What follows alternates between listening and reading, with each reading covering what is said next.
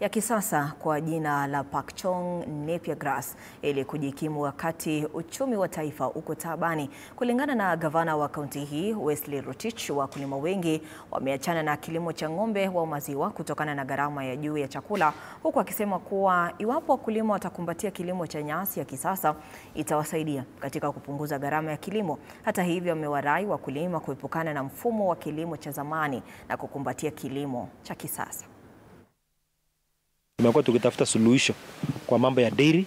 kwa sababu tuligundua kwamba wakulima wengi wameanza kupunguza ng'ombe, wameanza kupunguza mambo ya dairy kwa sababu ya bei ya chakula ya ng'ombe, na tulitafuta research kusaidiana na teams mingi mpaka mwishowe tumeshapata solution kwamba tuko na Napier mpya inaitwa Super Napier ambayo tumekuwa tukifanya promotion polepole, na tayari tumeshapata partner ambaye anataka kutupatia kila ward wakulima 200 wapate mbegu ya Pakchong Napier ili hao wakulima watapea wale wengine. Kila mkulima apewe 2 3. Kwa hivyo inamaanisha kwa mwaka mzima tutakuwa tumepata wakulima wote ambao wangetaka kuwa na wenye na kutoka